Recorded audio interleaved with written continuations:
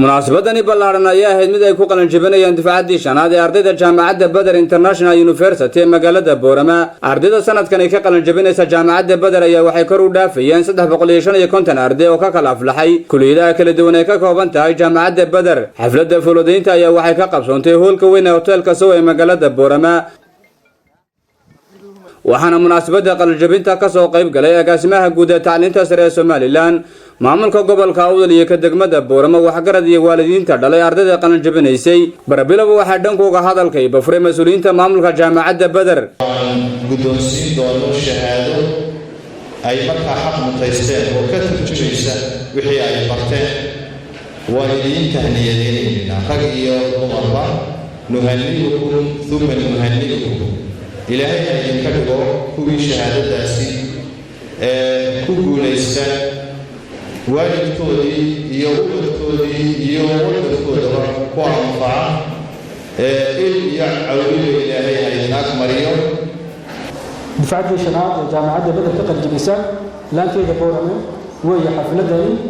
waxaa ka horreeyay 4 difaacadood oo qaarkood makaankan iyo munaasabadana joogno aan ugu dabaaldegay. difaacaddii shanaad waxay ka kooban tahay ay loo qalinjabinaysay ilaa 6 kulliyadood iyay ka kooban tahay, 6 faculty iyay ka kooban yihiin. 6 kulliyadood ay ka kooban yihiin waxay kala yihiin kulliyadda shareecada iyo diraasaadka islaamiga, kulliyadda tarbiyada ama educationka loo yaqaano, kulliyadda dhaqaalaha islaamka, kulliyadda maareynta iyo mashaariicda ama managementiga, kulliyadda ICT-da iyo kulliyadda public health ama caafimaadka. intaasoo kulliyadood ay ka kooban yihiin. runtii waan ku faraxsanahay inaan ka soo qayb galo xafladda qalinjabinta ay qalin jabinayaan ardayda ka baxday jaamacadda faraceeda Boorama. waan hambalyaynayaa muddo dheer baad wax soo dhiganayseen, waa dadaasheen. run ahaantii intoon kastoo aan isleeyahay hadda bilow bay idiin tahay marka la eego dhinaca aqoonta, laakiinse waxaan qabaa inaad runtii soo goyseen tallaabo aada u weyn inaad halkaa ka sii wadaan waan rajaynayaa. jaamacadda faraca Boorama runtii waxaan uga hambalyaynayaa dadaalka weyn ee ay bixisay iyo runtii inay qayb laxaadlaada ka qaadatay horumarinta waxbarashada gobolka Boorame. anigoo runtii ardayda ka qalin jabisay arday badan oo maanta aad u taf ah oo shaqooyin fiican haysta inay runtii jiraan, macallimiin badan ay ku soo kordhiyeen oo shahaadooyinka PhD-da haysta. runtii si toosan ugu hambalyaynayaa. dhankooga waxaa munaasabadda hadallo dhiirigelin u badnaa ka jeediyay agaasimaha tacliinta sare ee Somaliland, maamulka gobolka Awdal iyo ka degmada Boorama, waxaana si isku mid ah ula sii dardaarmeen ardayda sanadkan ka qalan jabisay jaamacadda Badar ee magaalada Boorama.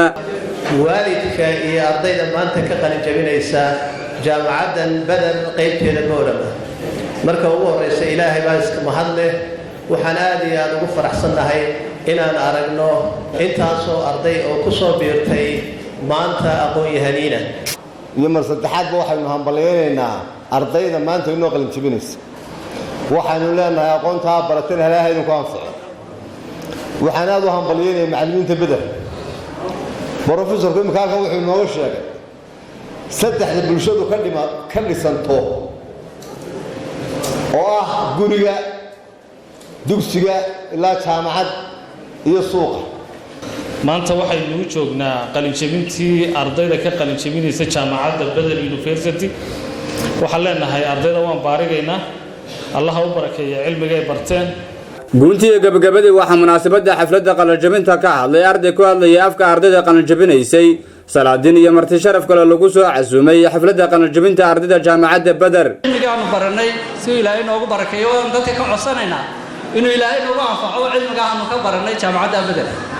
ayuun ardayda qalin jabisay Ilaahayna barakeeyo, cilmiga aad barateenna Ilaahay subxaanahu wa ta'aala anigu anfaco. marka anigoo ku hadlaya afka secondaryada iyo iskuulada dhammaantood maasha Allah, runtii waxaan oran lahaa macallimiin baa anaga noo joogta Badar ka timaada oo iskuulkaaga dhigta. waxaa jirta macallimiin maanta halkan ka graduateysay.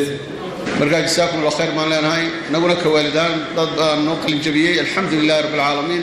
in horey loo wado dadka waxaad dhashay iyo dhammaanba asxaabta aad bay muhiim u tahay walaalayaal waxa weeyaan cilmiguna da'ma leh si kastaba haatee guntiga gabagabadii waxaa munaasabadda xafladda qalinjabinta jaamacadda beder shahaadooyin la guddoonsiiyey ardaydii kala duwaneed ee ka aflaxday jaamacadda beder ee magaalada boorama waa cimraan xuseen aadan wararka telefishanka caalamiga home cable TV boorama.